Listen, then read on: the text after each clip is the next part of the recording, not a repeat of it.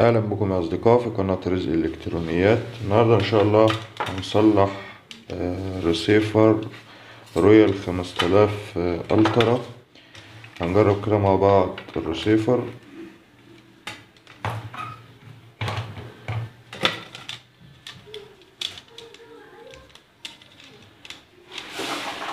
وصلنا كده الريسيفر اهو. بيجيب معايا لمبة حمراء متقطعة اهي، وتروح وتيجي زي ما حضراتكم شايفين. طب كده يبقى فيه احتمالين. احتمال الاول يا اما في مشكلة في الريسيفر، يا اما في مشكلة في المحول او الشاحن بتاع الريسيفر.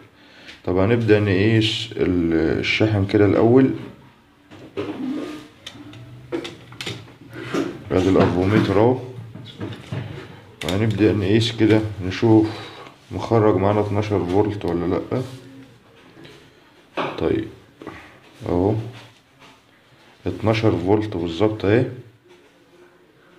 طب انا كده برضو استبعد الشاحن؟ لا برضو ما استبعدوش، لان هو ممكن يبقى مخرج 12 فولت وبرضو ما شغلش معايا الريسيفر. هتقولي ازاي؟ هنشوف دلوقتي. هنبدأ نفصل كده الشاحن من الكهرباء اهو، وهنبدأ نفك الشاحن ونبص على الشاحن كده من الداخل. كده احنا فكينا الشاحن او الترانس. هنبص كده على المكثفات. ادي ده مكثف منتفخ اهو، يعمل معانا المشكلة دي بنسبة 100%. تمام، مفيش حاجة تاني شايفها بالنظر كده غير المكثف الكبير ده اللي هو 400 فولت على 10 مايكرو. طيب انا ليه عملت الحكاية دي، او انا ايه اللي خلاني فكيت الشاحن؟ لان عن تجربة الحاجات دي عدت عليا كتير وانا عارفها ومتأكد منها، عشان كده حبيت اوريها لحضراتكم. طيب هنبدأ كده نفك المكثف ده ونغيره ونشوف مع بعض.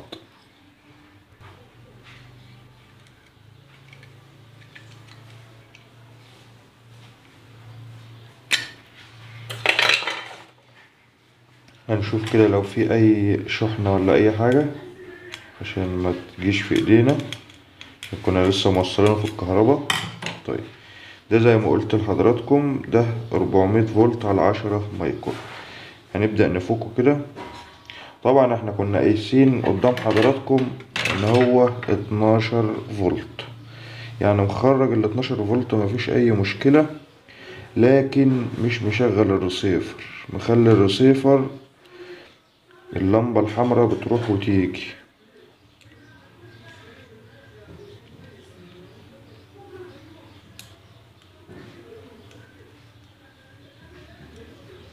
كده فكيت المكثف اهو زي ما قلت لحضراتكم 10 مايكرو على 400 فولت. جبت واحد زي وقت يا اصدقاء برضو 400 فولت 10 مايكرو او 15 مايكرو. هنبدأ كده نركبه ونشوف مع بعض. طبعا بنراعي الاقطاب، السالب مع السالب والموجب مع الموجب عشان ما يحصلش اي مشاكل.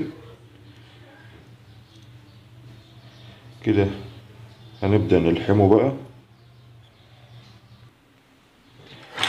هنبدأ نلحم كده المكثف يا اصدقاء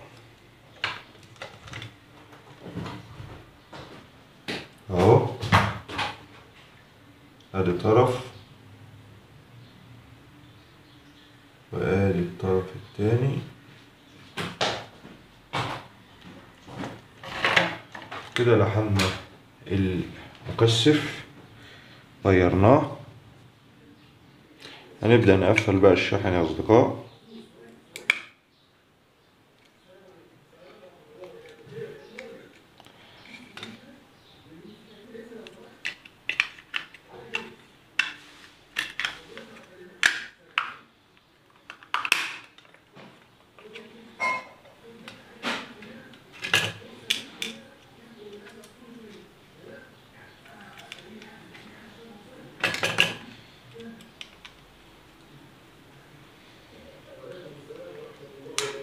كده ركبنا كده الشاحن اهوت يا اصدقاء. هنبدأ نجرب على مشترك الكهرباء يا اصدقاء. هنبدأ كده نوصل اهو، وهنبدأ نقيس برضو الفولت اللي احنا كنا قايسينه. طبعا الفولت معانا كان مظبوط تمام اهو تمام. هنبدأ بقى نجرب على الريسيفر بتاعه ونشوف هيشغل معانا ولا لا. ادي الريسيفر اهو وادي الشاحن اهو. هنبدأ نوصل كده. الاول كانت لمبة حمراء متقطعة، انما دي ثابتة اهي. قبل ما نغير المكثف كانت متقطعة. لود وجاب رقم 1 اهو زي ما حضراتكم شايفين كده يا اصدقاء اهي. مش عارف ظاهرة في الكاميرا ولا لأ. زي ما حضراتكم شايفين كده اللمبة الحمراء ثابتة وعمل لود وجاب رقم 1 زي ما حضراتكم شايفين كده اهي. رقم 1 اهي.